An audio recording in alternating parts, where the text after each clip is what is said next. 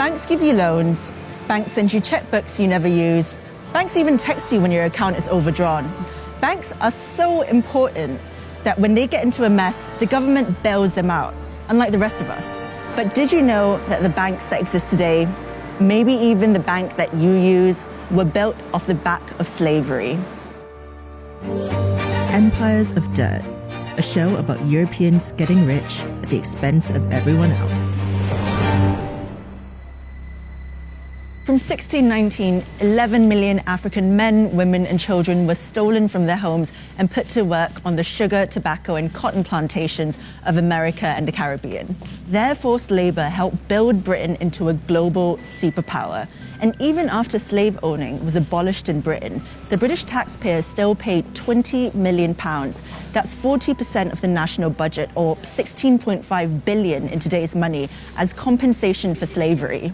No, not to the slaves. The money went to the owners. Not a single penny was given to those who had been enslaved. The amount borrowed was so huge that the debt wasn't paid off until 2015, which means that if you paid tax at any point before that, your money went towards compensating slave owners.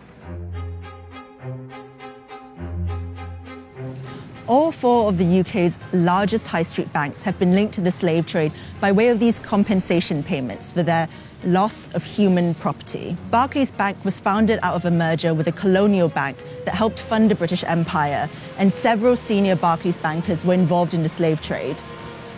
Through HSBC's merger with Midland Bank, one of its first managers, George Pollard, received £230,000 of today's money from British taxpayers as compensation. In exchange, he gave up 134 enslaved people on the Caribbean island of Nevis in the 1830s.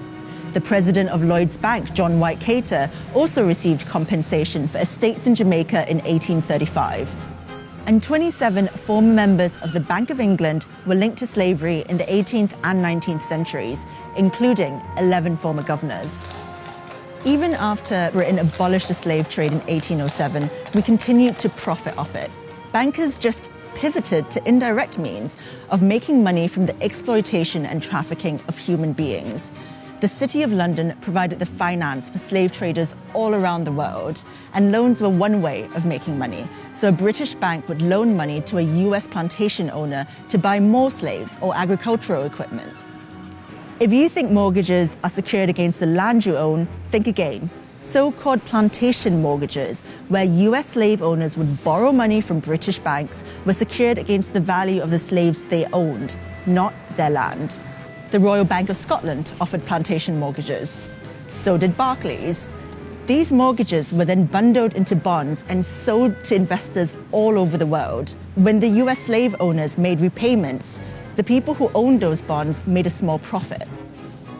The City of London has defined British wealth for hundreds of years. Money comes in and money goes out to countries all over the world, and our status as a global power rests on our financial institutions. But the labor that built many of these institutions was enslaved. Iconic buildings like the Guildhall in the heart of the City of London epitomise Britain's involvement with the slave trade. Between 1660 and 1690, 15 Lord Mayors of London were shareholders in the Royal Africa Company, which shipped more African slaves to the Americas than any other institution in the history of slavery. A statue of William Beckford Sr., twice Lord Mayor of London, still stands in the Guildhall to this day. Beckford grew rich off the toil of slaves he owned on 20,000 acres of land in Jamaica. The Royal Exchange was the heart of the City of London, where stocks were bought and traded from all over the world. It was funded by Sir William Garrard, who helped to develop the Moroccan slave trade in the 1500s. So the blood and toil of African slaves literally helped build the bricks of the City of London. Following the Black Lives Matter protests, the insurance company Lloyds of London agreed to pay reparations to black community groups for its involvement in the slave trade. Campaigners are calling on the banks to follow suit. So when you go to withdraw cash from an ATM, remember that it was your bank that was complicit all those years ago. Slavery built the financial institutions we use today.